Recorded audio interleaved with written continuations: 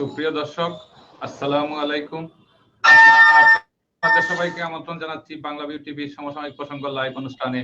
আমাদের আজকে লাইভে অতিথি হিসেবে সংযুক্ত আছেন বাংলাদেশের বরেণ্য ব্যক্তি, গুণী ব্যক্তি, বাংলাদেশের প্রথম বেসরকারি টেকনিক্যাল বিশ্ববিদ্যালয়ের প্রতিষ্ঠাতা, আরটিএম আল কবির টেকনিক্যাল ইউনিভার্সিটির প্রতিষ্ঠাতা ডক্টর আহমদ আল কবির। ডক্টর আহমদ আল কবির, আপনাকে স্বাগত জানাচ্ছি। ধন্যবাদ। সুপ্রিয় দর্শক, সিলেট নগরীর শাহিদগাঁ এলাকায় অস্থায়ী ক্যাম্পাসে অনুমোদন পেল বাংলাদেশের প্রথম বেসরকারি টেকনিক্যাল ইউনিভার্সিটি আরটিএম আল কবির ইউনিভার্সিটি। আমাদের আজকের অতিথি আরটিএম আল কবির ইউনিভার্সিটির প্রতিষ্ঠাতা ডক্টর আহমদ আল কবির। ওনার কাছ থেকে শুনবো ইউনিভার্সিটি প্রতিষ্ঠার গল্প, আগামী সম্ভাবনা, জানা অজানা অনেক গল্প। ডক্টর আহমদ আল কবির, আপনার কাছে প্রথমেই জানতে চাচ্ছি, বাংলাদেশের বেসরকারি বিশ্ববিদ্যালয়গুলোর গতানুগতিক ধারণার বাইরে আপনি কেন টেকনিক্যাল বিশ্ববিদ্যালয় করতে গেলেন? ধন্যবাদ। আমি যেহেতু স্বাস্থ্য খাতে অনেক বেশি কাজ করি, দীর্ঘদিন থেকে, গত 40 বছর থেকেই কাজ করি স্বাস্থ্য খাতে এবং আমি একজন ডেমোগ্রাফারও। তো সেই জন্য আমি যখন দেখি যে বাংলাদেশের 80% মানুষের বয়স 40 বছরের নিচে এবং বাংলাদেশে একটা ইয়াং পপুলেশন, তাদের কাছ থেকে দারুণ সম্ভাবনা তৈরি হয়েছে এবং আমি অর্থনীতিরও ছাত্র, সেই হিসাবে দেখি যে ডেমোগ্রাফিক ডিভিডেন্ড যেটা বলা হয়, যে অর্থনীতিতে এই যে জনসংখ্যার যে এই ধরনের যে ইয়াং জনসংখ্যা, যুব জনসংখ্যাদেরকে কাজে লাগিয়ে আমরা কিভাবে অর্থনীতির চাকাকে আরো সমৃদ্ধ করতে পারি, আমাদের এই দেশটাকে আরো সমৃদ্ধ করতে পারি, এই চিন্তা ভাবনাই কিন্তু আমাকে আলোড়িত করে এবং আমি ব্যক্তিগতভাবে বিশ্বাস করি এবং এটা আমার কিন্তু এটা দীর্ঘদিনের বিশ্বাস, কাজের মাধ্যমে, শিক্ষা থেকে বিশ্বাস, যে যদি আমরা যুব সমাজকে যদি আগামী দিনের জন্য তৈরি করতে পারি, তবে এই দেশে কোনো ধরনের কোনো সমস্যা থাকবে না। আমাদের জাতির পিতাও কিন্তু একই কথা বলেছেন, বঙ্গবন্ধু শেখ মুজিবুর রহমানও কিন্তু একই কথা বলেছেন যে যুব সমাজকে কর্মবান্ধব শিক্ষার মাধ্যমে আগামী দিনের জন্য তৈরি করতে হবে। আমাদের মাননীয় প্রধানমন্ত্রীও কিন্তু একই কথা এখন বলছেন যে মানব সম্পদ উন্নয়নের কোনো বিকল্প নাই, মানব সম্পদ উন্নয়ন করতে হবে। আমাদের প্রতিটি হাতকে আমরা কর্মবান্ধব শিক্ষার মাধ্যমে দেশে এবং বিদেশে আমরা ছড়িয়ে দিতে চাই। এই লক্ষ্য থেকেই কিন্তু আমার এই চিন্তার সূচনা। আমি দীর্ঘদিন থেকে আমার বক্তব্য, বিবৃতি, লেখা বা বিভিন্ন ধরনের প্রফেশনাল কাজেও আমি এই কথাগুলো বলে আসছি যে কর্মবান্ধব শিক্ষার কোনো বিকল্প নাই এবং কর্মবান্ধব শিক্ষার প্রসারের লক্ষ্যে বাংলাদেশে আমি যখন বিশ্বের বিভিন্ন দেশের অভিজ্ঞতার নিয়ে স্টাডি করা শুরু করলাম, দেখলাম কিন্তু আমাদের অনেক দেশে আমাদের যে কারিগরি বিশ্ববিদ্যালয় স্থাপিত হয়েছে। আমাদের দেশে ফোকাস হয়তো ইঞ্জিনিয়ারিং বিশ্ববিদ্যালয় আছে, মেডিকেল বিশ্ববিদ্যালয় আছে, কিন্তু কম্প্রিহেন্সিভ কারিগরি বিশ্ববিদ্যালয় যেটা আমরা মনে করি কারিগরি শিক্ষাকে এগিয়ে নিয়ে যাওয়ার জন্য, এই ধরনের কম্প্রিহেন্সিভ কোনো কারিগরি বিশ্ববিদ্যালয় নাই। তাই আমি যেমন ভারতে প্রায় 15টা বেসরকারি এই ধরনের আছে, দুনিয়ার প্রায় প্রতিটি দেশেই একটা বা দুটা করে, বা এমনকি উন্নত দেশগুলোতেও জাপান, জার্মানি, আমেরিকা এবং অনেক দেশেই কিন্তু এই ধরনের কারিগরি বিশ্ববিদ্যালয় প্রতিষ্ঠা করা হয়েছে। আমি যদি আমাদের দর্শক শ্রোতাদের জন্য আমি বলবো কতগুলা ইউনিভার্সিটির নাম আমি বলতে পারি, যেগুলো আপনারা দেখবেন। জাপানে আছে তোয়োহাশি ইউনিভার্সিটি অফ টেকনোলজি, এটা জাপানে আছে। নিউজিল্যান্ডে আছে অকল্যান্ড ইউনিভার্সিটি অফ টেকনোলজি। আরেকটা আছে যেমন তাইওয়ানে আছে ন্যাশনাল তাইপে ইউনিভার্সিটি অফ টেকনোলজি। আমাদের ইরানে আছে ইস্পাহান ইউনিভার্সিটি অফ টেকনোলজি। এইরকম ভাবে আমি যদি আরো যেমন অনেকগুলো দেশের কথা, অস্ট্রেলিয়াতে অনেকগুলো ইউনিভার্সিটি আছে, যেমন কুইন্সল্যান্ড ইউনিভার্সিটি অফ টেকনোলজি। এইরকম ভাবে আমেরিকাতে আছে লরেন্স টেকনোলজি ইউনিভার্সিটি। আমি এই কথাগুলো বলছি যে সাউথ আফ্রিকাতে তো অনেকগুলো university, central university of technology তারা করেছে। এই ধরনের করে তারা কিন্তু ব্যাপকভাবে প্রসার করাচ্ছে। জি, আপনি বিশ্বের যে ইউনিভার্সিটিগুলোর কথা বললেন, আমরা কি আশা করতে পারি আরটিএম আল কবির ইউনিভার্সিটি সেম মানের বিশ্বমানের ইউনিভার্সিটি হবে? আমরা ফুললি কমিটেড বিশ্বমানের ইউনিভার্সিটি করার জন্য, কারণ আমরা প্রথম দিন থেকেই বিশ্বমানের কারিকুলাম আমরা সংগ্রহ করার চেষ্টা করছি, এবং আমরা এটা সরকারের যে বিশ্ববিদ্যালয় মঞ্জুরি কমিশনের সাথে আলাপ শুরু করেছি। এটা হয়তো একটু প্রসেসটা হয়তো খুব সহজ হবে না, কারণ আমাদের দেশেও যারা এগুলো অ্যাপ্রুভ করেন তাদের মধ্যেও ট্রেডিশনালিজম আছে, তারাও পুরানো দিনের চিন্তাধারার থেকে অনেকেই, আবার অনেকে নতুন চিন্তাধারায় বিশ্বাসী আছেন। দুই মিলেই আমাদের, কিন্তু আমাদের মাননীয় প্রধানমন্ত্রী যখন অনুমোদন দেন, এটাকে কারিগরি বিশ্ববিদ্যালয় হিসেবে অনুমোদন দিয়েছেন, এবং সরকার শিক্ষা মন্ত্রণালয় মাননীয় শিক্ষামন্ত্রীও যখন এটা শিক্ষা মন্ত্রণালয় থেকে অনুমোদন দেন, তখনও কিন্তু কারিগরি বিশ্ববিদ্যালয়ের এই আন্ডারস্ট্যান্ডিংটাকে ধারণ করেই কিন্তু তারা এই অনুমোদন দিয়েছেন। এবং আমরা এখন একেবারে বদ্ধপরিকর, আমরা এটাকে একটা বিশ্বমানের আমরা বিশ্ববিদ্যালয় করব, এবং এই লক্ষ্যেই কিন্তু আমরা একটা জিনিস করছি শুরু থেকেই। আমাদের এই বিশ্ববিদ্যালয়ের যদিও অস্থায়ী ক্যাম্পাসটা এই টুলটি করে এইখানে হবে টিবি গেইটে ওইখানে, কিন্তু আমরা আলটিমেটলি আমরা এটাকে একটা স্থায়ী ক্যাম্পাস করব আমাদের যে কোম্পানিগঞ্জের যে হাইটেক পার্ক ওইখানেই করব। কারণ হাইটেক পার্কে এটা করলে আধুনিক প্রযুক্তি নির্ভর করা এবং আন্তর্জাতিক যে পার্টনারগুলো যারা, তাদেরকে আমরা আমাদের সাথে বিশ্ববিদ্যালয়গুলোকে, বিশেষ করে এই ধরনের বিশ্ববিদ্যালয়গুলোকে সাথে আমরা পার্টনারশিপ করব। এইটা কিন্তু হাইটেক পার্কে করলে আমাদের রিলায়েবিলিটি বাড়বে, ক্রিডেন্সিয়ালস বাড়বে, এবং আমাদের ফ্যাসিলিটিসগুলো পেতে দেরি হবে না। যেমন হাইটেক পার্কে এই মুহূর্তেই কিন্তু গ্যাস, ইলেকট্রিসিটি বা যে আইসিটির অ্যাক্সেস অনেক বেশি, একেবারে খুবই ইজিলি পাওয়া যায়। ধন্যবাদ আপনাকে। হাইটেক পার্কে কি আপনি 2016 সালে যখন অনুমোদনের জন্য আবেদন করেছিলেন, তখন থেকেই চিন্তা ভাবনা ছিল হাইটেক পার্কে ইউনিভার্সিটি করবেন? না, তখন এই ধরনের চিন্তা ছিল না, কিন্তু যখনই বঙ্গবন্ধু হাইটেক পার্ক হয়, আমি এর মধ্যে গত কয়েক মাস আগে আমি ভিজিট করি, মার্চের আগে আমি ভিজিট করি, জানুয়ারির দিকে বোধহয় আমি ভিজিট করি হাইটেক পার্ক, এবং দেখে আমি খুবই ইমপ্রেসড হই। এবং আমি তখনই ফিরে এসে বলি, এই বিশ্ববিদ্যালয়টাকে আমাদেরকে যদি অনুমোদন পাই, তবে আমাদেরকে এটা হাইটেক পার্কে করাই উচিত। কারণ এরপরে দেখি গিয়ে, আমি যখন হাইটেক পার্কের প্ল্যানিং যখন দেখলাম, ওইখানে তাদের শিক্ষা প্রতিষ্ঠান করারও জন্য অ্যালোকেটেড ল্যান্ড আছে।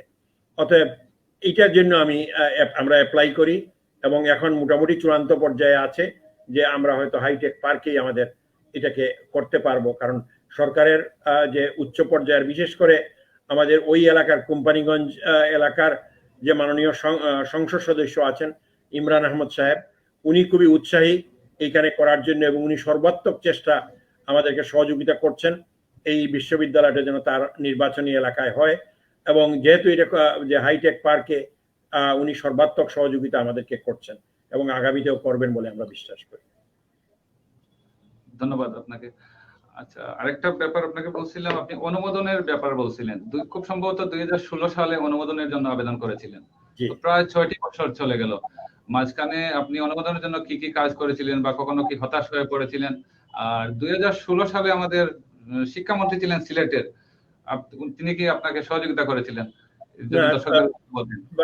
তখনকার শিক্ষামন্ত্রী সাহেব জনাব নুরুল ইসলাম নাহিদ সাহেব আমাদেরকে সহযোগিতা করেছেন বলেই কিন্তু আমরা বিশ্ববিদ্যালয় মঞ্জুরি কমিশনের যে অনুমোদন প্রক্রিয়া, কারণ মন্ত্রণালয়ে প্রথমে দরখাস্ত করতে হয়, তারপরে এটা পরীক্ষা নিরীক্ষার জন্য মঞ্জুরি কমিশনে যায়, এবং মঞ্জুরি কমিশন থেকে তদন্ত হয়, সবকিছু হয়ে ফিরে আসছিল। তারপরে কিন্তু এটা মোটামুটি ভাবে আমাদের 17 সালের মধ্যেই আমরা পুরাপুরি ভাবে তদন্ত কাজ, পজিটিভ রিপোর্ট সবই চলে আসছিল। কিন্তু 18 সাল থেকে 18-19 সালে আমাদের এই পুরাটা প্রক্রিয়াটা অনেকটা স্থবির হয়ে যায়। এটা অনেকটা কারণও এটা হইতে পারে যে সরকারের মোটামুটি ভাবে একটা সিদ্ধান্ত ছিল যে নতুন কোনো বিশ্ববিদ্যালয় আর বেসরকারি খাতে এই মুহূর্তে না দেওয়ার। অর্থাৎ ওইটার হয়তো ইম্প্যাক্ট আমাদের মধ্যে পড়েছে। কিন্তু আমরা যখন সাম্প্রতিককালে আমরা যখন এটা উপস্থাপন করতে সক্ষম হই শিক্ষা মন্ত্রণালয় এবং অন্যান্য জায়গায়, মাননীয় প্রধানমন্ত্রীর দপ্তরে, যে এটা একটা ভিন্নধর্মী বিশ্ববিদ্যালয় এবং দুনিয়ার বিভিন্ন, এই যে তালিকাটি আমি বলছিলাম, আমরা প্রায় 50টি বিশ্ববিদ্যালয়ের তালিকা করেছি, বিশ্বের বিভিন্ন দেশে আছে। এই তালিকার যখন আমরা তাদের সাথে শেয়ার করি, এবং তারাও ইন্টারনেটে সার্চ দিয়ে দেখেন যে হ্যাঁ এগুলো তো ভিন্নধর্মী বিশ্ববিদ্যালয়। ভারতে 15টি বিশ্ববিদ্যালয় 15টা স্টেটে আছে এবং সরকার এইগুলাকে বিভিন্ন ধরনের প্রণোদনার মাধ্যমে এই কারিগরি বিশ্ববিদ্যালয়গুলোকে তারা সাহায্য সহযোগিতা করছে। অর্থাৎ এই যে ভিন্নধর্মী চিন্তা, এই চিন্তার ফসল হিসাবে আমি আমার চিন্তাটাও হয়তো পরবর্তী পর্যায়ে আপনাদের সামনে সময় থাকলে আমি উপস্থাপন করব যে কিভাবে আমরা এই চিন্তাগুলোকে ইয়ে করবো। আমাদের বিশ্ববিদ্যালয়ে যে একদিকে যেমন থাকবে ট্রেডিশনাল, যে মনে করেন মাস্টার্স, গ্রাজুয়েশন সবকিছুই, কারণ না হলে তো বিশ্ববিদ্যালয়ের দরকার নাই, বা পিএইচডি এখান থেকে হবে। অন্যদিকে যারা একেবারে গ্রামের লোক, মনে করেন যে একজন কার্পেন্টার আছে, একজন চুল কাটেন, যে সেলুনে কাজ করেন, তাদেরকেও আমরা কিভাবে আমরা কর্মবান্ধব শিক্ষার মাধ্যমে আমরা আমাদের তৈরি করতে পারি। আমাদের যেমন দেখেন যে আমাদের দেশে এতগুলো টেলিভিশন স্টেশন, কিন্তু আমাদের ক্যামেরাম্যান যারা আছেন তাদের কিন্তু তাদের হাতে কলমে শিখছেন তারা, কিন্তু তাদের কোনো ডিপ্লোমা বা হয়তো তাদের হয়তো বেসিক ডিগ্রিগুলো হয়তো নাই, বা অনেকেরই নাই। কিন্তু না থাকলে কি হবে, আমরা যদি এইটাকে আমরা যদি একটা সিস্টেমসের মধ্যে ফেলে দিতে পারি, যে এইসব যে ইনফর্মাল যে স্কিলস আছে এইগুলাকে ট্রান্সফর্ম করে আমরা বিশ্ববিদ্যালয়ের ডিপ্লোমা দেব, তাদের স্কিলগুলোকে কাজে লাগাবো এবং নিড বেসড এই স্কিলগুলোকে আমরা বিশ্ববিদ্যালয় থেকে স্বীকৃতি দিয়ে দেশে বিদেশে, যেমন একজন কার্পেন্টার আছে, তাকে যদি আধুনিক প্রযুক্তি বা কিভাবে ব্যবহার করতে হয়, সেফটি সিকিউরিটি কিভাবে করতে হয় এগুলো শিখিয়ে দিতে পারি, কিভাবে কমিউনিকেট করতে হয়, ল্যাঙ্গুয়েজ, সে দেশে যে দেশে যাবে বা যে জায়গায় কাজ করবে তার জন্য যে কমিউনিকেশনের প্রয়োজন, ল্যাঙ্গুয়েজের প্রয়োজন, আমরা ওইটা যদি তাকে দিতে পারি তবেই হবে আমাদের সার্থকতা। আমাদের উদ্দেশ্য হচ্ছে আমরা বেকার সৃষ্টি উদ্দেশ্যে নয়, আমরা সৃষ্টি করতে চাই একেবারেই একজন কর্মীর হাতিয়ার, কর্মবান্ধব শিক্ষার মাধ্যমে। এবং এই বিশ্ববিদ্যালয় থেকে যারা বের হবেন তাদের সাথে ইন্ডাস্ট্রিয়াল লিঙ্কেজ থাকবে। আমাদের ইতিমধ্যে যেমন আমি একটা দৃষ্টান্তই দিই, এরই মধ্যে আমি যেমন প্যালেস রিসোর্টের সাথে কথা বলেছি, যে আমাদের যে ওই যে হবিগঞ্জে যে প্যালেস রিসোর্ট আছে, এবং তাদেরকে বলেছি তাদের হসপিটালিটি ইন্ডাস্ট্রিতে আমরা যদি মানুষজন ডেভেলপ করি, যারা এখন ট্রেডিশনালি হয়তো অনেকে কাজ করতেছে বড় বড় হোটেলে সিলেটে, কিন্তু তাদের কোনো ডিপ্লোমা নাই বা তাদের কোনো প্র্যাকটিক্যাল এক্সপোজার নাই ভালো হোটেল সম্পর্কে, ভালো রেস্টুরেন্ট সম্পর্কে। অতএব আমরা যদি এই কাজগুলো যদি তাদেরকে তৈরি করে একটা ডিপ্লোমা দিতে পারি, তাদেরকে যদি গ্রাজুয়েশন দিতে পারি, তাদেরকে যদি মাস্টার্স দিতে পারি, তবে তারা দেশে বিদেশে। এইটা আমি মদিনা শরীফে দেখেছিলাম। মদিনা শরীফে একটা হোটেলে ছিলাম আমি, তখন ওইখানে দেখলাম সবাই বাঙালি এবং তারা মাস্টার ডিগ্রি করা ছেলে আছে, কিন্তু তারা জুনিয়র লেভেলে কাজ করতেছে। তারাই আমাকে বলল যে আপনারা ভাই দেখেন যে আমরা কিন্তু কোনো ডিপ্লোমা বা কোনো কিছু নিয়ে আসি নাই বলে, আমাদের কোনো সার্টিফিকেট না বলেই আমরা লোয়ার লেভেলে কাজ করতেছি, কিন্তু ওদের যারা সার্টিফিকেট নিয়ে আসছে তারা উপরের লেভেলে কাজ করতেছে। অতএব আমরা আমাদের যে যারা এখন রিমিটেন্স যোদ্ধা, দেশে রিমিটেন্স পাঠাচ্ছে, তাদেরকে যদি আমরা তৈরি করতে পারি ওইভাবে, আমাদের রিমিটেন্সের পরিমাণ, আমাদের অর্থনীতিতে কন্ট্রিবিউশন এটা কয়েক গুণ বেড়ে যাবে। আমাদের গার্মেন্টস ফ্যাক্টরিতে এখনো 27,000 লোক বিদেশি কাজ করে। এই তো কাজ করার কথা নয়, আমাদের দেশে তো লোকের অভাব নেই, কিন্তু আমরা ওই স্কিলগুলা, যদিও গার্মেন্টসে এখন তারা একটা ইউনিভার্সিটি করছেন, they have taken a very good step, কিন্তু আমি এই ধরনের খাতের কিন্তু অভাব নাই, সবগুলো খাতেই কিন্তু এই ধরনের সুযোগ, মানে কর্মী তৈরি করার সুযোগ আছে এবং আমরা ওই কাজগুলো করতে চাই, বিভিন্ন খাত চিহ্নিত করে কর্মী। এবং সিলেটের মানুষও বিশেষ করে এই সব যদি আমাদের ইনিশিয়েটিভ যদি আমরা সাকসেসফুল করতে পারি, স্বাভাবিকভাবে আমাদের সিলেটের মানুষ এটাতে বেশি উপকৃত হবে। আচ্ছা, আপনার কথার প্রেক্ষিতে একটা কথা বলছিলাম, জানতে চাচ্ছিলাম, আমাদের দেশে এ নিয়ে প্রাইভেট বিশ্ববিদ্যালয়গুলোর সংখ্যা হলো 160টি, যদিও ইউসিজি কর্তৃক ব্ল্যাক লিস্টেড 15 থেকে 20টি, ছাত্রছাত্রী ভর্তিতে নিষেধাজ্ঞা রয়েছে। আমাদের দেশের প্রাইভেট বিশ্ববিদ্যালয়ের সংখ্যা বাড়ছে, তার সাথে কি মান বাড়ছে? এবং এই যে অনুমোদন দেওয়া, ব্ল্যাক লিস্টেড করে দেওয়া, আপনি একজন শিক্ষাবিদ হিসেবে আপনার কাছে জানতে চাচ্ছিলাম ব্যাপারটা। আমি বলবো যে আমাদের দেশে এখনো অ্যাক্রিডিটেশন সিস্টেম নাই। আমি প্রথম বলবো যে বিশ্ববিদ্যালয়কে অ্যাক্রিডিটেট করার ব্যবস্থা শুরু করতে হবে। যেমন যেমন স্বাস্থ্য খাতেও যদি হাসপাতালগুলোকে অ্যাক্রিডিট করা হয়, তবে কোয়ালিটি কম্প্রোমাইজ করতে পারবে না। বিশ্ববিদ্যালয়গুলো কিন্তু এখন অনেকেই এই অ্যাক্রিডিটেশন সিস্টেম না থাকায় আমাদের কোয়ালিটি কম্প্রোমাইজ করছে, এবং এই 160টা বিশ্ববিদ্যালয়ের মধ্যে হয়তো অর্ধেকই ওই ক্যাটাগরিতে পড়বে যে যারা কোয়ালিটির সাথে কম্প্রোমাইজ করতেছে। আমরা এইটাকে চাই না কোনো অবস্থাতেই। দেশের শিক্ষা ব্যবস্থাকে যদি আমাদেরকে এগিয়ে নিতে হয়, এখানে অ্যাক্রিডিটেশন সিস্টেম চালু করতে হবে, এবং স্ট্রিক্ট অ্যাক্রিডিটেশন, যে তাদেরকে বলতে হবে যে এই অ্যাক্রিডিটেশনের যদি ক্রাইটেরিয়া না ফিল করো, তাহলে তোমাদেরকে এই ধরনের শাস্তি পেতে হবে, তোমাদেরকে এই কাজগুলো পাবে না তোমরা। এবং তারা যে রাইট অ্যান্ড লেফট যে বিভিন্ন ক্যাম্পাস খুলে বিভিন্ন জায়গায়, এটাও বন্ধ করতে হবে। আমার মতে যেটা হচ্ছে যে আমাদের একটা কোয়ালিটি এসিওরেন্স যে আছে, সরকারের শিক্ষা মন্ত্রণালয় কিন্তু এখন বেশ কিন্তু কোয়ালিটি এসিওরেন্সের উপরে জোর দিচ্ছেন মাধ্যমিক এবং উচ্চ মাধ্যমিকে, কিন্তু এটাকে স্ট্রিক্টলি এনফোর্স করতে হবে। এবং এই এনফোর্স করার জন্য সরকারি বেসরকারি সবগুলোর জন্যই কিন্তু একই ইয়ার্ডস্টিক ব্যবহার করতে হবে। এই সরকারির জন্য একটা ইয়ার্ডস্টিক, আর বেসরকারির জন্য আরেকটা ইয়ার্ডস্টিক, এইটা করলেও চলবে না। বাংলাদেশ এক বাংলাদেশ, এটা সরকারি হোক বেসরকারি হোক সকলের জন্য একই নিয়ম চালু করে স্ট্রিক্ট কমপ্লায়েন্স আমাদেরকে এনশিওর করতে হবে। তখনই দেখবো যে আমাদের শিক্ষার মানে আর কোনো কম্প্রোমাইজ হবে না। আর আমাদের কারিকুলাম গুলোকে আমাদেরকে উপযোগী করে সবসময় কিন্তু ডাইনামিক করতে হবে। এই স্ট্যাটিক কারিকুলাম দিয়ে হবে না, যে 20 বছর আগে কারিকুলাম হয়েছে ওইটা আর পরিবর্তন করার জন্য আর বিরাট একটা পদ্ধতি, এটা না। এটা যে কোনো সময় যেন কুইকলি নতুন ইনোভেশনকে উৎসাহিত করার জন্য কারিকুলামে পরিবর্তন আনতে হবে। আর তৃতীয় যে জিনিসটা করতে হবে, যেটা হচ্ছে যে আমাদের যে ফ্যাকাল্টি ডেভেলপমেন্ট, একজন শুধু খুব ভালো ছাত্র হইলে উনি যে ভালো টিচার হবেন এটা বলা যায় না। অতএব ফ্যাকাল্টি ডেভেলপমেন্টের জন্য সরকারিভাবে কর্মসূচি থাকতে হবে। বিশ্ববিদ্যালয়ের ফ্যাকাল্টি, কারিগরি ইনস্টিটিউটের ফ্যাকাল্টি, এবং সকল লেভেলে এই ফ্যাকাল্টিগুলোকে ডেভেলপ করার ব্যবস্থা। প্রাইভেট বিশ্ববিদ্যালয়গুলো মূলত বাণিজ্যিক উদ্দেশ্যে প্রতিষ্ঠিত, মূলত যদিও শিক্ষার সাথে বাণিজ্য কথাটা বেমানান। আরটিএম আল কবির ইউনিভার্সিটির মূল লক্ষ্য এবং উদ্দেশ্য এবং বাস্তবায়নে কি ধরনের সহযোগিতা করবে ছাত্রছাত্রীদেরকে যদি একটু বলেন। আমরা যেটা প্রথম দিকে এটা একটা ট্রাস্ট করে ফেলছি আমরা, এবং ট্রাস্ট অলরেডি রেজিস্টার করে ফেলছি।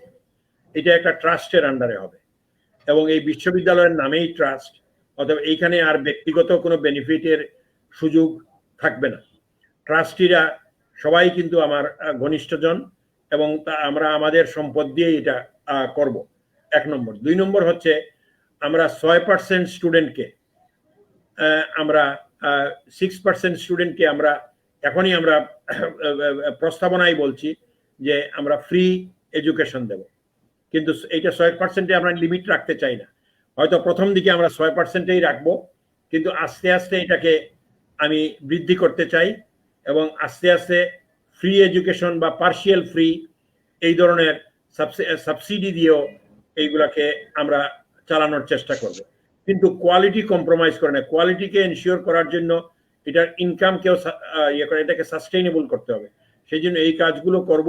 আর আমি বিশেষ করে বলতে চাই, যেটা মুক্তিযোদ্ধার ছেলেদেরকে আমরা ফ্রি পড়াশোনা করাবো, ছেলে মেয়েদেরকে আমরা বিনা পয়সায়, যারা গরিব, বিশেষ করে গরিব মুক্তিযোদ্ধা, তাদের ছেলে মেয়েদেরকে আমরা বিনা পয়সায় এখানে পড়ানোর সুযোগ দেব, এবং এটাতে আমরা অঙ্গীকারবদ্ধ আমাদের নিজেদের মধ্যে। এবং আমরা এইভাবেই কিন্তু গরিব এবং যারা আছে তাদেরকে আমরা ওই সুযোগ দিয়ে আমরা কাজ করতে চাই। আর মেধাবী ছাত্রদেরকে আকৃষ্ট করার জন্য আমরা আরো বিশেষ বিশেষ কিছু কর্মসূচি নেব। আমি আরেকটি জিনিস আপনাকে বলতে চাই, যেটা হচ্ছে যে শুধু একটা বিশ্ববিদ্যালয় করলে কিন্তু আমরা সিলেট অঞ্চলের সার্বিক অবস্থার পরিবর্তন ঘটাতে পারবো না। আমরা সিলেট অঞ্চলের যদি পরিবর্তন ঘটাতে হয়, আমাদেরকে ডিপ্লোমা ইনস্টিটিউট করতে হবে, আমাদের হাই স্কুলগুলোতে কারিগরি শিক্ষার প্রচলন করতে হবে। আমি আমার বাড়িতে জকিগঞ্জে, আপনারা জানেন, সেইখানে প্রথম যে কারিগরি একটা Lutfur Rahman high school and কলেজে প্রথম কারিগরি শিক্ষা কোর্স চালু হয় অনেক বছর আগে, এবং আমি যেহেতু ম্যানেজিং কমিটির চেয়ারম্যান ওই স্কুলের কলেজের, তো সেই হিসাবে আমি ওই কাজটা করি ওই সময়। বিদ্যালয়টি আপনার মামার নামে, লুৎফুর রহমান ছিলেন চেয়ারম্যান সাহেব ছিলেন আমার মামা, আমার মেজ মামা, এবং তার নামেই প্রতিষ্ঠানটি, এবং ওই স্কুলে প্রথমেই আমরা কারিগরি শিক্ষা চালু করি। এখন আমি যেসব প্রতিষ্ঠানের সাথে জড়িত সবগুলোর সাথে এবং যাদের সাথে কথা হয় তাদেরকেও বলি। সিলেটে নার্সিং মিডওয়াইফারির কোনো কোর্স ছিল না। আমি আরটিএম এবং সীমান্তিক দুইটাতেই মিডওয়াইফারি কোর্স চালু করি। সিলেটের টিচার্স ট্রেনিং কলেজ ছিল না আগে। সিলেটের টিচার্স ট্রেনিং কলেজ, যেটা সীমান্তিক টিচার্স ট্রেনিং কলেজ, এটা দেশের প্রথম 10টি উন্নত মানের টিচার্স ট্রেনিং কলেজের একটি। এবং এই টিচার্স ট্রেনিং কলেজ করার আগে জালালাবাদ টিচার্স ট্রেনিং কলেজ একটা ছিল, কিন্তু মান নিয়ে অনেকের প্রশ্ন ছিল এবং শিক্ষার পরিবেশ আমরা নিজস্ব কাঠামোতে এনে আমাদের যে টিচার্স ট্রেনিং কলেজ করেছি এখানে। আমরা ইতিমধ্যে নার্সিং এ গ্রাজুয়েশন চালু করার জন্য আমরা মোটামুটিভাবে অনুমোদন পেয়েছি। আমরা midwifery, medical assistant, health technology এই সবগুলাই চালু করছি। উদ্দেশ্য হচ্ছে এরা এই যে ডিপ্লোমা নিবে বা এই যে গ্রাজুয়েশন যারা করবে এইসব ইনস্টিটিউট থেকে, এরাই কিন্তু পরবর্তী পর্যায়ে যেন বিশ্ববিদ্যালয় থেকে আরো উন্নত ডিগ্রি নিয়ে কাজ করতে পারে, এটাই প্রত্যাশা। আমি চাই যেমন সিলেট শহরে, আপনি শুনে আশ্চর্য হবেন এবং সিলেটবাসী শুনেও আশ্চর্য হবেন, সিলেট মহানগরীতে যদিও কারিগরি শিক্ষা অন্যান্য বিভিন্ন উপজেলায় আছে, কিন্তু সিলেট মহানগরীতে এই মুহূর্তে একটিও নাই। বর্তমান পররাষ্ট্রমন্ত্রী মহোদয় উনি একটা ডিও লেটার দিয়েছেন এবং আমরা আমাদের সীমান্তিক কলেজে, সীমান্তিক স্কুলে, যেটা উপশহরের কাছে ওই যে আবুল মাল আব্দুল মুহিত ক্রীড়া কমপ্লেক্সের পিছনে আমরা করেছি, স্কুল চালু করেছি। এইখানে এবার কারিগরি কোর্স চালু করার জন্য আমরা দরখাস্ত করেছি। আশা করি অনুমোদন পেলে এইখানে স্কুল পর্যায়ে সিলেট শহরে প্রথম কারিগরি স্কুল চালু হবে। আমি এগুলো বলছি এই জন্য যে আমাদেরকে সকলকে, আমাদের রাজনৈতিক নেতৃবৃন্দকে, আমাদের সমাজপতিরা, আপনারা যারা মিডিয়াতে আছেন, আমাদের সকলকে কিন্তু কারিগরি শিক্ষার প্রসারের জন্য সর্বক্ষেত্রে আমাদের বিএ পাস, এমএ পাস তৈরি করে, জেনারেলিস্ট তৈরি করে কিন্তু লাভ নাই, বেকার সৃষ্টি হবে, এতে করে ক্রাইম বাড়বে, অনেক ধরনের সমস্যা হবে।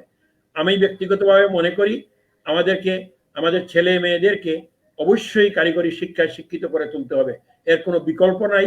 এবং সিলেটের যদি আমরা সিলেট একটা প্রবাসী উদ্দেশিত এলাকা হিসেবে আমরা পরিচিত ছিলাম, কিন্তু এখন আর কিন্তু গত যদি 10 বছরের 15 বছরের যদি বা 20 বছরের যদি আপনারা খতিয়ান নেন, দেখবেন যে সিলেট থেকে এখন কম লোক বিদেশে যাচ্ছে।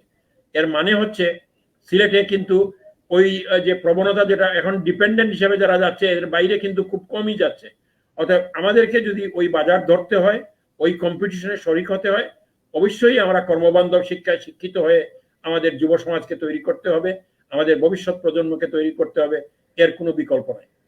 জি, আমাদের মাননীয় প্রধানমন্ত্রীও কিন্তু খুব জোর দিচ্ছেন কারিগরি শিক্ষার জন্য। আচ্ছা, আপনার মালিকানা টেকনিক্যাল ইউনিভার্সিটি, আপনি বললেন ট্রাস্টের অধীনে দিয়ে দিয়েছেন।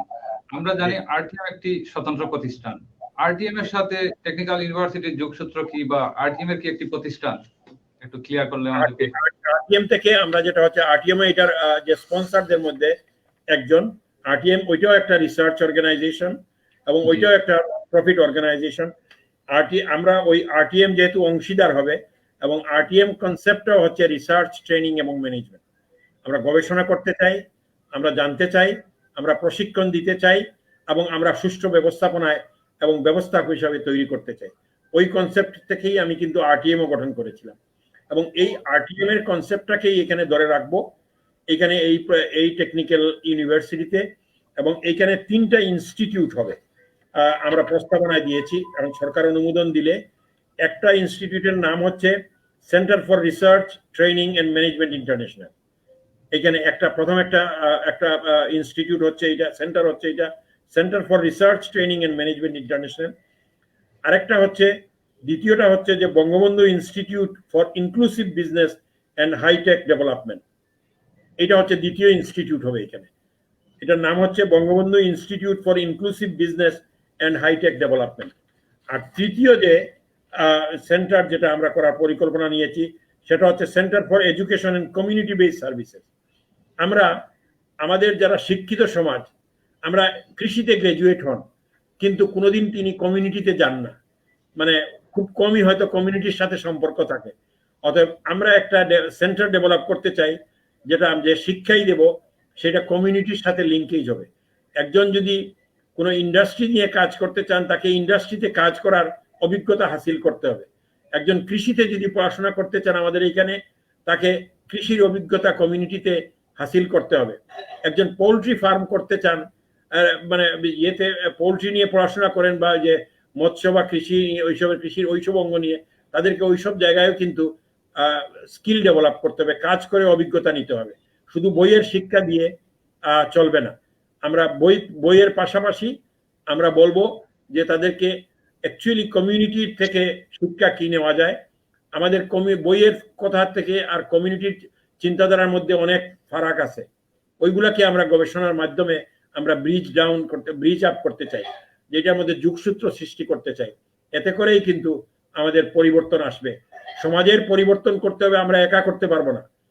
শুধু আমি যদি প্রশিক্ষিত করে তুলি, শিক্ষিত করে তুলি, এটা দিয়ে হবে না। সমাজ পরিবর্তন হবে, সমাজের প্রত্যেকটা অঙ্গের মানুষকে সম্পৃক্ত করতে হবে।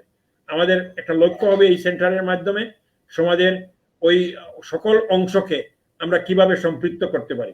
আমাদের যারা যে কৃষিতে পড়াশোনা করতে চান, কৃষির বিভিন্ন দিক নিয়ে তাদেরকে সম্পৃক্ত, যারা কৃষিতে জড়িত, যারা প্রায় বেসরকারি খাতে, সরকারি খাতে, এনজিও খাতে যারা এই কাজগুলো করছেন, তাদের সকলের সাথে আমরা সম্পৃক্ততা গড়ে তুলতে চাই। এইটাই হবে আমাদের একটা বড় লক্ষ্য। যেমন একজন যদি মেকানিক্যাল ইঞ্জিনিয়ার হইতে চান, তারে ওই তার রিলেটেড মেকানিক্স সম্পর্কেও তাকে জানতে হবে, কাজ করতে হবে এবং এই অভিজ্ঞতাটা হাসিল করতে হবে। তবেই কিন্তু উনি একজন গ্রাজুয়েট বা একজন মাস্টার ডিগ্রি হোল্ডার এখান থেকে বের হবেন। বাস্তব অভিজ্ঞতার থেকে তাদেরকে শিক্ষা নিতে হবে। আর আমরা যাদের বাস্তব অভিজ্ঞতা আছে তাদেরকে আমরা তৈরি করব অন্যান্য যে আনুষঙ্গিক এটিকেট বা কিভাবে ব্যবহার করবেন, কিভাবে ব্যবহার আচার আচরণ করবেন, এইগুলো এই দুই দিকেই আমরা কাজ করি। খুব সম্ভবত আগামী জানুয়ারি থেকে আপনার ইউনিভার্সিটি কার্যক্রম শুরু হবে। আমরা ওই লক্ষ্য নিয়ে কাজ করছি। জি, সিলেবাস প্রণয়নে কি দেশি বিদেশি বিশেষজ্ঞরা কাজ করছে? না, আমি জিনিসটা বলি যে এটা প্রক্রিয়াটা খুবই বেশ সরকারি প্রক্রিয়া, খুব সহজ করা খুব সহজ নয়। আমরা যেটা অনুমোদন পেয়েছি 9 তারিখে, আমরা এরপরে মন্ত্রণালয় থেকে পত্র দেওয়া হয়েছে বিশ্ববিদ্যালয় মঞ্জুরি কমিশনকে। আমি ধাপগুলো বলছি আপনাকে। মঞ্জুরি কমিশন থেকে আশা করতেছি আগামী সোম বা মঙ্গলবারে আমরা একটা তাদের কাছে যে তাদের কি প্রয়োজন, এর মধ্যে কারিকুলামের কথা বলবে, তারা ট্রাস্টি বোর্ড, যেটা আমরা করে ফেলছি, আমরা অনেকগুলা কাজ করে ফেলছি, যেগুলা আমি জানি যতগুলা সেগুলা করে ফেলেছি। তো এইগুলা সবগুলোই আমাদের যে সিকিউরিটি ডিপোজিট দিতে হবে, যেটা এটা অলরেডি আগেও ছিল কিন্তু এখন নতুনভাবে আমাদেরকে ওই সিকিউরিটি ডিপোজিটটাও দিতে হবে। এটা মোটা অঙ্কের টাকা, কয়েক কোটি টাকা তো দিতে হবে। এই সবগুলো জমা দিয়ে আমরা আর এই ধরনের অনেকগুলা তাদের লিস্টে তারা বললো যে 9-10টা জিনিস আছে, 9-10টা জিনিস কমপ্লাই করে এর মধ্যে কারিকুলাম একটা। এবং কারিকুলামের জন্য আমরা যেটা করতেছি অলরেডি, আমরা একজন আমাদের বাঙালি, আমাদের সিলেটেরই সন্তান, তাকে মোটামুটিভাবে আমরা চূড়ান্ত করেছি আমাদের প্রভিসি হিসাবে আনবো। উনি এখন লন্ডনের একটা ইউনিভার্সিটিতে পড়ান, শিক্ষকতা করেন। লন্ডনের একটা ইউনিভার্সিটির ওই টিচারকে আমরা আমাদের এই বিশ্ববিদ্যালয়ে যে আধুনিক যে চিন্তাধারার যে একটা ব্রিজ করতে পারি ওইটার জন্য আনার চেষ্টা করছি। এবং আজকেও আমি কথা বলেছি তার সাথে, এবং উনি খুবই ইন্টারেস্টেড দেশে ফিরে এসে এই আমাদের সাথে শরীক হওয়ার জন্য। আমরা বিশ্ববিদ্যালয়ের ভাইস চ্যান্সেলর হিসেবে একজন ঠিক করেছি, ঢাকা বিশ্ববিদ্যালয়ের একজন শিক্ষককে। তবে আমাদের লক্ষ্য হচ্ছে যে এই পরিবর্তনগুলো আমরা সরকারের অনুমোদন লাগবে। আমি শুধু বললে হবে না, আমরা নাম দিয়ে সরকারের কাছে প্রস্তাব দেব। 3টা পজিশন, ভিসি, প্রভিসি এবং ট্রেজারার, সরকারের অনুমোদনের প্রয়োজন হয়। আমরা আপনাদের এই আমাদের বিশ্ববিদ্যালয়ের জন্য আমরা অলরেডি একজন রেজিস্ট্রার চিহ্নিত করেছি, যিনি সিলেটে খুব পরিচিত একজন মানুষ, খুবই ওয়েল নোন। ঢাকায় থাকেন, সরকারের উচ্চ পর্যায়ে আগে ছিলেন, কাজ করতেন। উনি যেতে রাজি হয়েছেন সিলেটে। এবং উনি আমাদের বিশ্ববিদ্যালয়ের রেজিস্ট্রার হবেন, এবং সেই হিসাবেই আমরা উন্নত মানের কিছু লোককে আমরা আনার চেষ্টা করব, যারা আমাদের এই বিশ্ববিদ্যালয়ের চালিকা শক্তি হিসাবে কাজ করবেন। আমরা তো অভিভাবক হিসাবে পিছনে থাকবো, কিন্তু আসলে মূল যারা নায়ক হবেন, যারা পরিচালনা করবেন, তারাই কিন্তু নিউক্লিয়াস হিসেবে কাজ করবেন। আপনার কথার জের ধরেই বলতে চাই, যেটা হলো যে কারিকুলামে আমরা দেশীয় কারিকুলাম, বিদেশের কারিকুলাম এটা করব। আর পাশাপাশি আরেকটা জিনিস আমরা করতে চাইতেছি, যে যেমন আমরা এটাকেও রিভিউ করা শুরু করেছি। আমাদের কারিগরি শিক্ষা বোর্ড বা আমাদের নার্সিং যে নার্সিং কাউন্সিল বা স্টেট মেডিকেল ফ্যাকাল্টি বা আমাদের বিভিন্ন প্রবাসী কল্যাণ মন্ত্রণালয় কিছু কিছু এখন স্কিল বেসড এডুকেশন দিচ্ছেন। এই সবগুলোকে কিন্তু আমরা কাজে লাগিয়ে আমরা আমাদের আমার এই বিশ্ববিদ্যালয়ের অনুমোদনের ব্যাপারে আমি তো বলবো যে আমাদের সিলেটের যে নেতৃস্থানীয় যারা আছেন, বিশেষ করে আমাদের মন্ত্রীবর্গ এবং যারা এমপিরা আছেন, তারা সকলেই কিন্তু আমাকে সাহায্য সহযোগিতা করেছেন। তাদের প্রতি আমি কৃতজ্ঞ, এবং তারা সকলের সাহায্যের জন্যই হয়তো দীর্ঘদিন পরে পেয়েছি, কিন্তু তবুও আমি বলবো তাদের সকলের, এবং আগামীতেও আমি পাওয়ার আশা রাখি।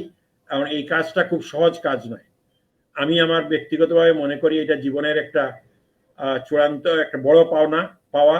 মাননীয় প্রধানমন্ত্রী আমাকে দিয়েছেন এই দায়িত্বটা, এবং আমি এইটাকে সুষ্ঠুভাবে বাস্তবায়নের জন্য আমি, আমার পরিবার, আমরা সকলে এই ব্যাপারে ফুললি কমিটেড। এবং আমার বিদেশে থাকা মেয়েও, যে একজন সিপিএ চার্টার অ্যাকাউন্টেন্ট কানাডাতে থাকে, তারাও এবং সে এবং তার স্বামী দুইজনই খুবই ইন্টারেস্টেড যে এই বিশ্ববিদ্যালয়কে তারা কিভাবে বিদেশের সাথে সম্পৃক্ত করার জন্য কিভাবে এটা লিঙ্কেজ ইস্টাবলিশ করতে পারে। আমরা একটা বিভিন্ন বিশ্ববিদ্যালয়ের সাথে বিভিন্ন ডিপার্টমেন্টের লিঙ্কেজ ইস্টাবলিশ করব। এতে করে আমাদের কোয়ালিটি অফ এডুকেশন, আমাদের যেটা এখানকার যে শিক্ষা, যেটা বিদেশে যেন স্বীকৃতি পায়, এটার ব্যবস্থা করব। জি, আপনার সিকিউরিটি বাবদ অনেক টাকা জমা দিতে হচ্ছে, হিউজ ইনভেস্ট। একজন স্টুডেন্টের কোর্স ফি কি হতে পারে? মধ্যবিত্ত পরিবারের সন্তানদের কি নাগালের ভিতরে থাকবে? আমরা এটা চেষ্টা করব ওইভাবেই রাখার জন্য। আমাদের চেষ্টার কোনো ত্রুটি হবে না। আর প্রথম দিকে তো আমরা ভালো স্টুডেন্টদেরকে অ্যাট্রাক্ট করার জন্য আমরা বেশ ভালো ধরনের একটা ইনসেন্টিভ প্যাকেজও আমরা দেব শুরুর দিকে। আর পরবর্তী পর্যায়ে আমাদের আর্থিক অবস্থা যদি একটু ভালো হয়, স্টুডেন্ট ইনটেক বেশি হয়, তবে আমরা কিন্তু কস্ট কাটিং এ যেতে পারবো। আমরা, কারণ হচ্ছে যে প্রথম অবস্থায় আমাদের অনেক অনেক পয়সা খরচ হবে, কিন্তু আমি বলবো যে কোনো অবস্থাতেই সিলেটের যে অন্যান্য বিশ্ববিদ্যালয় আছে, বেসরকারি বিশ্ববিদ্যালয় থেকে আবার কম হবে। সবগুলা বিশ্ববিদ্যালয় থেকেই এখানে কম হবে বলে আমি বিশ্বাস করি। জি, আরটিএম আল-কবির টেকনিক্যাল ইউনিভার্সিটি থেকে একজন স্টুডেন্ট কোর্স কমপ্লিট করার পরে তার ওয়ার্কিং ফিল্ড কি হতে পারে, দেশের ভিতরে বাইরে, বা সে কি এমন ভাবে প্রস্তুত হতে পারবে? আমি যেটা বলছি, যেটা হচ্ছে যে আমরা যেমন প্রাথমিকভাবে, এখন সরকার কিন্তু অনুমোদন দিবেন মাত্র 3টা ফ্যাকাল্টি। আমরা ফ্যাকাল্টি গুলোর নাম অলরেডি চিহ্নিত করেছি। যদি শেষ মুহূর্তে পরিবর্তন না করি দাখিলের আগে, তবে এখনকার নামগুলো আমি বলে দিতে পারি। কোনো ফ্যাকাল্টি অফ অ্যাপ্লাইড সায়েন্স, আরেকটা দ্বিতীয় ফ্যাকাল্টি হবে faculty of science and development studies, আর তৃতীয় ফ্যাকাল্টি হবে faculty of education and skill development. এই 3টা ফ্যাকাল্টি আমাদেরকে সরকার এখন হয়তো, আমি 3টা ইনস্টিটিউটের কথাও বলছি, 3টা ফ্যাকাল্টির কথাও বললাম, এই প্রত্যেকটা ফ্যাকাল্টিতে হয়তো 2টা বা 3টা এখন ডিপার্টমেন্ট খোলার সরকার আমাদেরকে অনুমোদন দিবেন। প্রত্যেক বছর আমাদেরকে অনুমোদন বাড়াবেন, আমরা অ্যাপ্লাই করব। কিন্তু প্রাথমিক অবস্থায় সরকার অন্যান্য বিশ্ববিদ্যালয়গুলোতে যেটা দেওয়া হচ্ছে যে 3টি অনুষদ এবং 6টি ডিপার্টমেন্ট দেওয়া হয়। আমরা এটার ব্যতিক্রম করাতে চাই, কারণ আমরা বলবো যে আমাদের কিছু আনুষঙ্গিক ডিপার্টমেন্ট না দিলে, আমাদের এই সেন্টার বা ইনস্টিটিউট গুলা যদি শুরু থেকে না দেন, তবে আমাদের কাজের যে ধরন, এটা আমরা বাস্তবায়ন করা কঠিন হবে। তো সেই জন্য আমরা সরকারের কর্তা ব্যক্তি, বিশেষ করে বিশ্ববিদ্যালয় মঞ্জুরুল কমিশনের সাথে আমরা বসবো আলাপ। কিন্তু কোভিড পরিস্থিতি, এই যে প্যান্ডেমিক সিচুয়েশন, এটা আমাদেরকে ব্যারিয়ার হিসেবে কাজ করছে। সরকারের অনেক সিনিয়র লোকজন যারা বয়স্ক, আমাদের মতো, আমার মতো, অতএব তারা কিন্তু এই অফিস আদালতে রেগুলার হয়তো যেতে পারেন না স্বাস্থ্যগত কারণে। অতএব এই কাজটাও কিন্তু আমাদের জন্য একটা বড় চ্যালেঞ্জিং।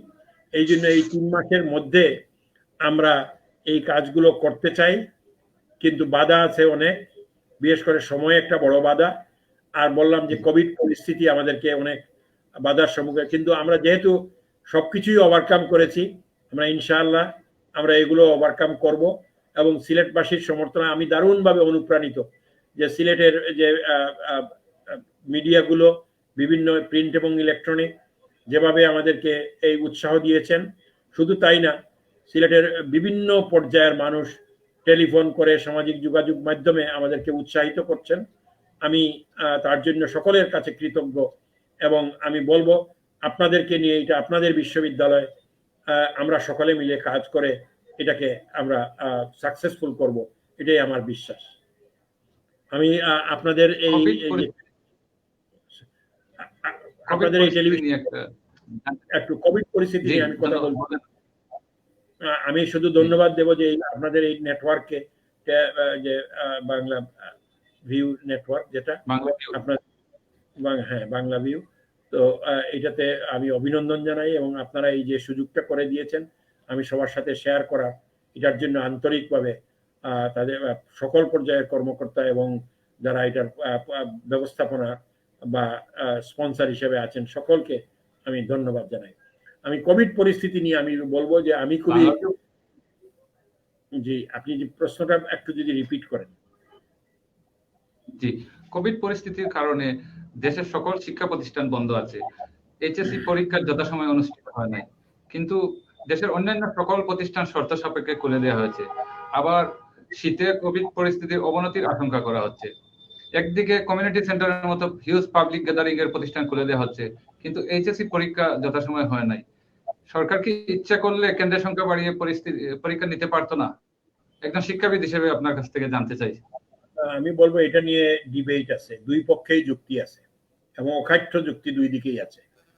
যেটা একটা হচ্ছে যে এই ছোট বাচ্চারা বা কম বয়স্ক যারা কিশোর কিশোরী, যারা বিভিন্ন পর্যায়ে পড়াশোনা করছে, তাদেরকে দিয়ে যদি এক্সপোজ করে দেই, অনেকের কাছ থেকে এই ক্রিটিসিজম আসবে এবং এটা আসা স্বাভাবিক যে এদেরকে আমরা সামনের সারিতে নিয়ে গেছি, তাদেরকে ভালনারেবল করতেছি। আমি একটা দৃষ্টান্ত দেই আপনাকে আজকে।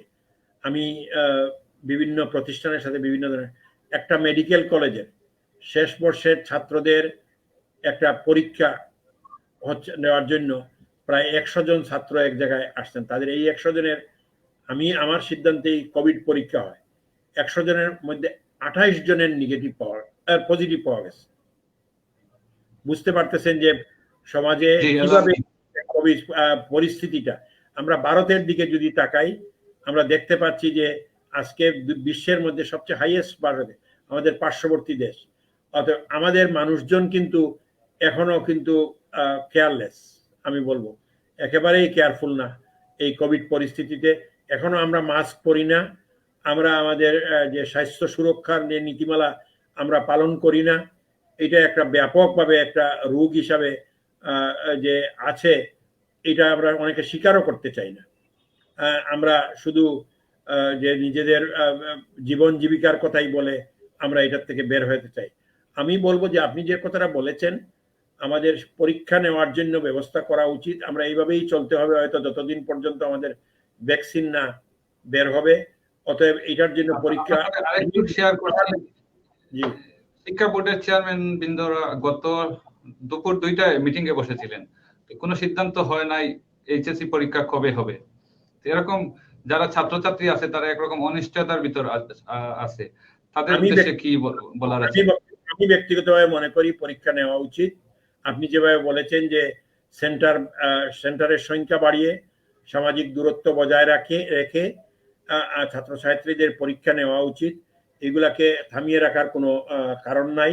হয়তো এটা করতে পারেন যে হয়তো বিষয় বা সময় এটাকে একটু কমিয়ে রাখা যেতে পারে, যে বিষয়ের সংখ্যা কমিয়ে দিতে পারেন, কিন্তু মূল বিষয়গুলোর উপরে পরীক্ষা নেওয়া উচিত। এবং বাকিগুলো হয়তো টিচারদের মধ্যে কাছেও ছেড়ে দিতে পারেন, যে স্কুলের প্রত্যেকটা স্কুল তাদের শিক্ষকরা নিজস্ব অ্যাসেসমেন্ট করে তাদের দিবেন। অর্থাৎ এই জাতীয় কিছু কম্বিনেশন অফ বোথ পরীক্ষা নেওয়া, কিন্তু আমাদেরকে এখনই পরীক্ষা নেওয়া উচিত নইলে পরে সেশন জট হবে। আমাদের মুক্তিযুদ্ধের পরে আমরা দেখেছি ব্যাপক সেশন জট, এবং এটা থেকে উত্তরণ পেতে আমাদেরকে 5-6 বছর সময় লেগেছে। আমি বলবো এই মুহূর্তে এইটার থেকে উত্তরণের জন্য, আর আমাদের যারা এইসব সিদ্ধান্ত নেন তাদেরকে কিন্তু তারা সবাই আমার মতো বয়স্ক মানুষ, যারা সিনিয়র, আমার মনে হয় তাদেরকে ইয়াঙ্গার জেনারেশনের পার্টিসিপেশনও নিতে হবে। যারা রিলেটিভলি ইয়াঙ্গার তারা অনেক সাহসী হবে, এবং তাদের কথা নিলে অবশ্যই পরীক্ষা নেওয়ার পক্ষে যুক্তি আসবে। অতএব আমি বলতে চাই যে পরীক্ষা নেওয়ার জন্য কর্মসূচি এখনই গ্রহণ করা উচিত। ক্রিটিসিজম আসবে, পরীক্ষা নেওয়ার পক্ষে বললেও ক্রিটিসিজম আসবে, না বললেও ক্রিটিসিজম আসবে, কিন্তু শুধু আমি পরীক্ষা নেওয়ার পক্ষে। বাচ্চারা 8 মাস থেকে প্রায় 8 মাস থেকে একাডেমিক শিক্ষা থেকে বঞ্চিত। বাচ্চাদের মধ্যে, ছেলেমেয়েদের মধ্যে এক ধরনের না পড়ার অনুপস্থতা তৈরি হয়েছে, অভিভাবকদের অভিযোগ। এবং লং টাইম যদি এরকম হয় তাহলে এফেক্টটা কি পড়তে পারে এবং এদেরকে কিভাবে মনোযোগী করা যাবে যদি বলেন আপনি। এটার জন্য যেটা সরকার যেটা করেছেন, আমি মনে করি প্রত্যেকটা স্কুলকে ওইটাকে অনুসরণ করা উচিত।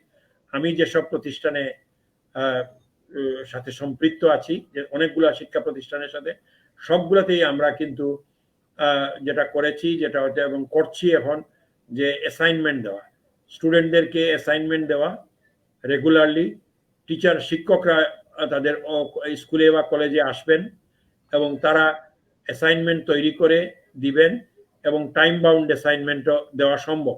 এই টেকনোলজির যুগে হয়তো শহর অঞ্চলে অনেক ইজি, গ্রামাঞ্চলে অনেকটা কঠিন, কিন্তু গ্রামাঞ্চলে মোবিলিটি অনেক বেশি। অর্থাৎ দুইটা মিলিয়ে আমরা যদি করি যে আমরা একটা অ্যাসাইনমেন্ট দিয়ে তাদেরকে বাড়িতেই তারা যদি লেখার অভ্যাস করাই, বাড়িতেই যদি তারা বই খুলেও লিখুক, কিন্তু তবুও তো চর্চা হবে, এবং অ্যাসাইনমেন্টটা দেওয়া এবং টাইম বাউন্ড অ্যাসাইনমেন্টটা দিতে পারি। পরীক্ষা নেওয়ার জন্য আমরা বলতে পারি যে সকালে প্রশ্নটা কালেক্ট করবে স্কুল থেকে, বা আমরা হয়তো হোয়াটসঅ্যাপ বা অন্যান্য ইয়েতে দিতে পারি, সোশ্যাল মিডিয়াতে আমরা বা ইমেইলে আমরা দিয়ে দিতে পারি যদি থাকে। শহরে তো খুব ইজি আমি বললাম, এবং দিয়ে তারপরে বলা উচিত যে বিকালে এটা আবার 3 ঘন্টা পরীক্ষা দিল নিয়মিত পরীক্ষার মতো, তারপরে দাখিল তারা সাবমিট করবে। এতে করে আমি বলবো যে লেখার অভ্যাস হবে, পড়ার অভ্যাস হবে। আমি যেমন একটা স্কুলে করেছি, যেটা হচ্ছে যে আমি বলেছি যে প্রত্যেকটা সাবজেক্টে 10টা প্রশ্ন করেন, এবং এই 10টা প্রশ্নের উত্তর তাদেরকে দেন, সময় দেন 15 দিন। 15 দিনে তারা এই 10টা প্রশ্নের উত্তর তৈরি করবে, তৈরি করে স্কুলে সাবমিট করবে। শিক্ষকরা এগুলা দেখবেন, এতে করে তারা আবার তাদেরকে ফেরত দিবেন তারা কি ভুলভ্রান্তি করেছে না করেছে। এই যে চর্চা, মুখস্থ যে করতে হবে আর মুখস্থ করে লিখতে হবে, ওইটা কিন্তু আধুনিক শিক্ষায় প্রয়োজন নাই। আধুনিক শিক্ষায় প্রয়োজন হচ্ছে সে বিষয়টা আত্মস্থ করেছে কিনা এটাকে দেখা।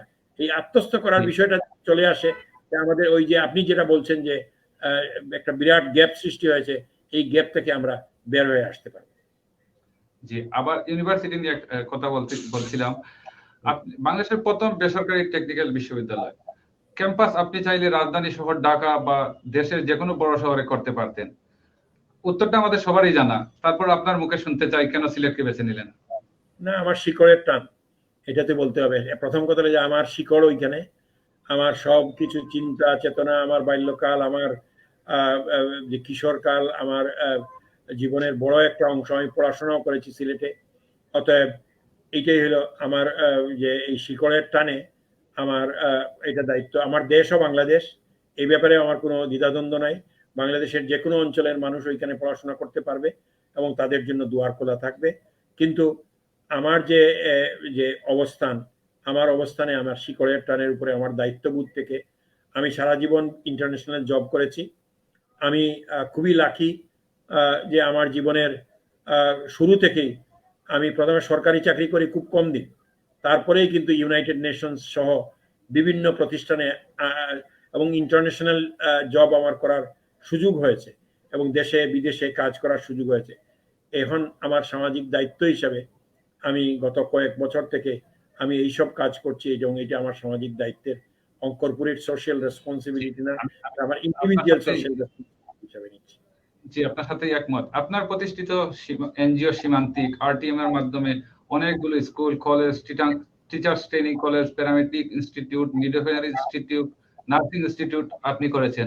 অনেক এনজিও মাইক্রো ক্রেডিট বা অনেক কিছুতে ঝুঁকে গেছে। আপনি শিক্ষা নিয়ে আছেন এবং আমরা জানি আপনি একজন প্রচার বিমুখ মানুষ। আপনার প্রতিষ্ঠানগুলো সম্পর্কে যদি দর্শকদের উদ্দেশ্যে খুব সংক্ষেপে বলতেন। আমি বলবো যেটা হচ্ছে যে আমার সমস্ত বাংলাদেশে এই মুহূর্তে 100টার মতো স্বাস্থ্য ক্লিনিক আছে এবং সিলেট শহরে এই মাসে 50 বেডের একটা হাসপাতাল, এই যে বললাম যে আব্দুল মুহিত ক্রিয়া কমপ্লেক্সের পাশের যে বিল্ডিংটা হাসপাতাল বিল্ডিং তৈরি করা হয়েছে, এটা পুরো কমপ্লিট হয় নাই, এটা চালু হচ্ছে। এই 50 বেডের হাসপাতাল আগামী মাসের 1 তারিখ থেকেই চালু হচ্ছে।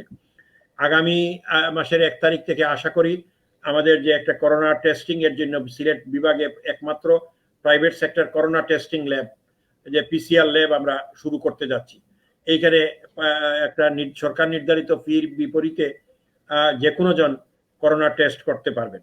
আমাদের যে মেশিনটা, আমি দাবি করব এটা রসের মেশিন, জার্মান মেশিন, এবং আমরা যে টেস্টিং কিটও ব্যবহার করব এটা 99.2% রিলায়েবিলিটি। অন্যান্য একটা সুখবর এবং অন্যান্য যেসব কিট বাংলাদেশে ব্যবহৃত হচ্ছে সেইগুলো 95%-এর উপরে কারোই প্রিসিশন নাই। অতএব আমরা এমন সরকারিভাবে বেসরকারিভাবে যেগুলো ব্যবহার হচ্ছে খুব কমই রসের যে এইসব কিট ব্যবহার করবেন। আমি বললাম এইগুলো আমাদের যে হাসপাতালের কথা বললাম, প্রায় 100-র মতো আমাদের রোহিঙ্গাতে ক্যাম্পগুলোতে আমরা স্বাস্থ্যসেবা দিচ্ছি এবং ওইখানে আমাদের যে ক্লিনিকগুলা বা আছে এবং রোহিঙ্গার পাশাপাশি ওই টেকনা ফুকিয়ার আমাদের বাঙালি জনগণের মধ্যে খুব সম্ভবত আরটিএম কাজ করছে এবং আরটিএম অ্যাম্বুলেন্স দান করেছে, আরটিএম কাজ করছে খুব সম্ভবত। অনেকগুলো অ্যাম্বুলেন্স এবং অনেকগুলো কাজ ওইখানে ক্লিনিক চালানো হচ্ছে। ঠিক এটা হচ্ছে এইখানে সীমান্তিকের সিলেট নগরীতেও আছে, ঢাকা মহানগরীতে আছে, বরিশাল মহানগরীতে আছে এবং এইখানে 28টা ক্লিনিক এই মুহূর্তে চালু আছে সীমান্তিকের। আর আরটিএম এরও একটা ক্লিনিক, ও এই যে কমপ্লেক্স যেটা বললাম যে টুলটি করে যেটা টিভি গেইটে ওইটাতে চালু আছে এখন, ওইটাকেও আমরা স্ট্রেংথেন করব এই আগামী।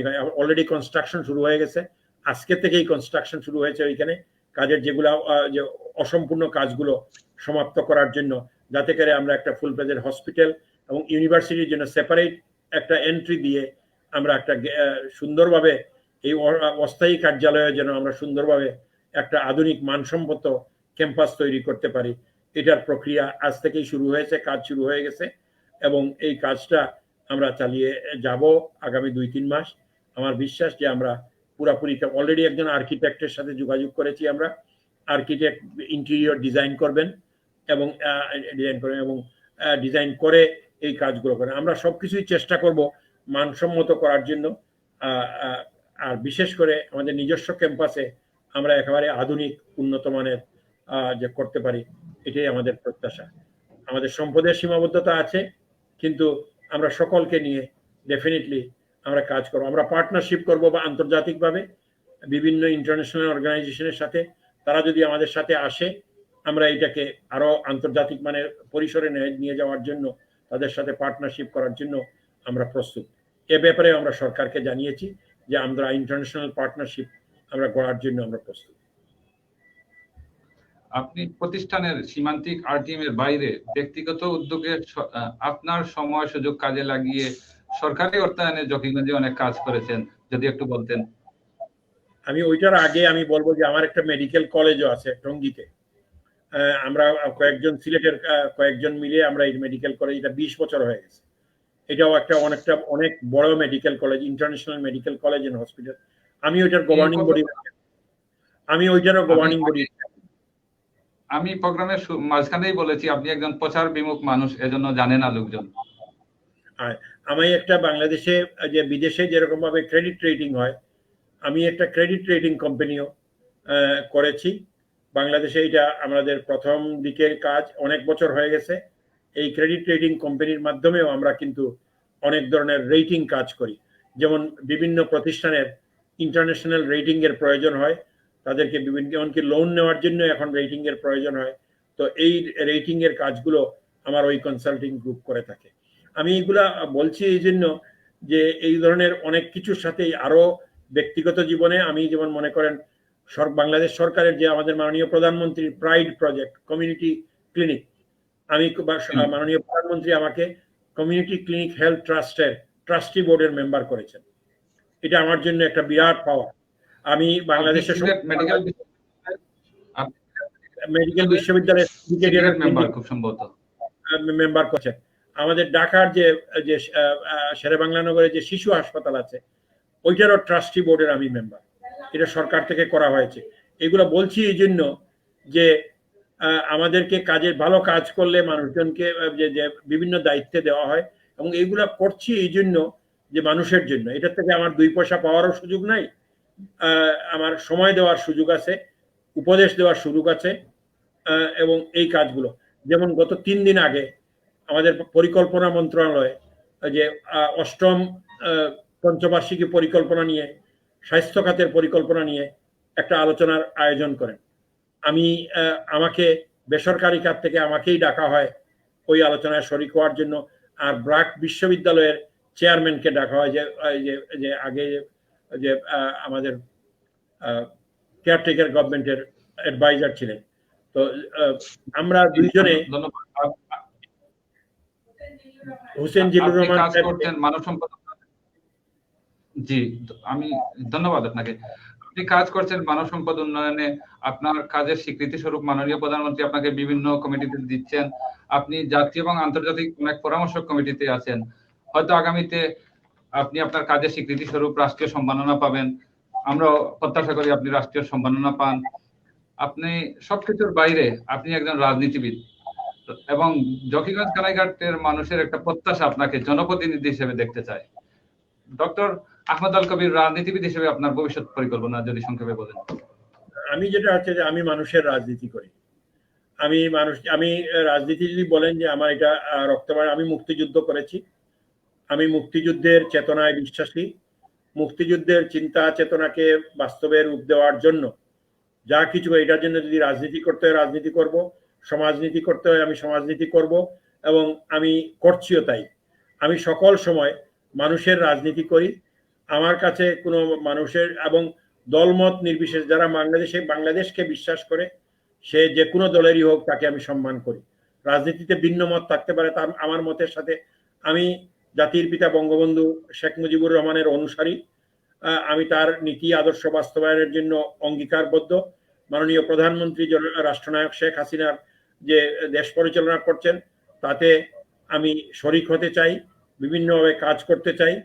যে জায়গায় সুযোগ পাবো, এটা যদি রাজনীতির মাধ্যমে সুযোগ পাই আমি তা করব। যে কোনো জায়গায় দায়িত্ব আমাকে দিবেন, আমি তার দায়িত্ব পালন করব এবং আমি সকলকে